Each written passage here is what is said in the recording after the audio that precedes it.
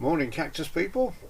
Today we're having a look at the new cacti that we got in January, which wasn't very many because we didn't get out much in January. The Cactus Club meeting was cancelled and the only nursery I went to was the one where I supply the cacti, so not many surprises there. But what we did get were these two lovely specimens from a couple of customers. Ivan and Vicky very kindly brought these round and they swapped them for a few smaller ones because they got a bit too big for their windowsill. I can understand that bit quite well. Now this one is quite obvious. It's the Mammillaria elongata Copper King, which is a lovely specimen. It's absolutely filled this pot. I'm not quite sure how old either of these are, but that one is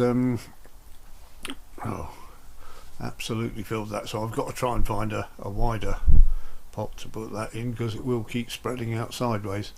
Ivan seemed to think I might be able to use these for cutting material, but they're specimens, they're far too nice to break up, so we'll keep them as much as we can in these size clumps, not necessarily in these pots though, because that one looks like it's straining a bit as well. Now down here I've got elongata Copper King that another customer gave me, Alan and Brenda, a few years ago.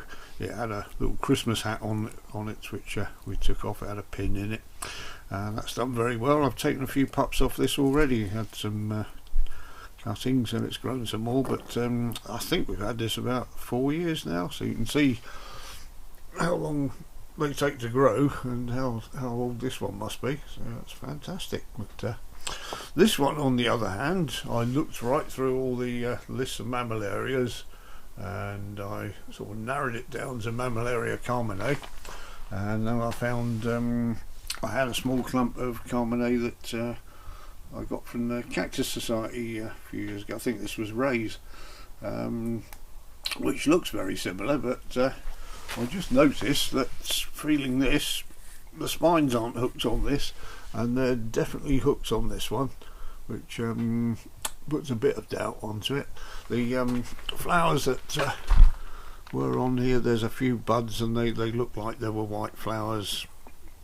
Some of them, one of them I noticed somewhere is all ready to come out, but it's probably stopped because it's a bit cooler in the cactus house than where it's been. So when I first got these in, I covered them up every night for a week with bubble wrap just to make sure they adjusted to the lower temperature in here, because I think they've been in a centrally heated house, or at least a heated house, and there's no heating in the cactus house, so but they've adapted quite well. So and I've also got a red formed carminae, which I haven't found out much about this on the net.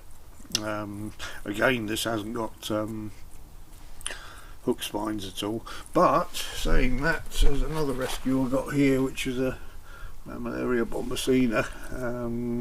This one hasn't got hook spines at all, but this one quite clearly has. I'm not going to stroke that one, so there can be variations in the plant, so the jury's still out on that one. If anyone's got any clues, I'm still going with Mammillaria carminae.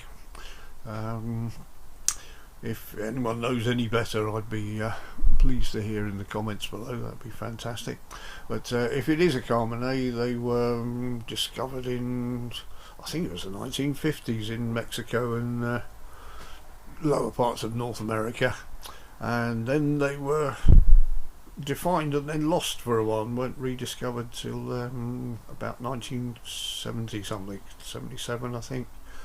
So if this is one, then it probably dates from the 70s or later than that, but you can't tell. Sometimes you can get one of this size after 5 or 6 years, so it's not that straightforward. I'm sure Ivan probably told me how old they were, but I've forgotten, so sorry about that, Ivan. Yeah, memory like a sieve. I'm getting old now. But there we have it, a couple of lovely specimens for what's new in January, which makes a change because it's normally a very quiet month. So thank you all for watching, and I'll see you in the next video.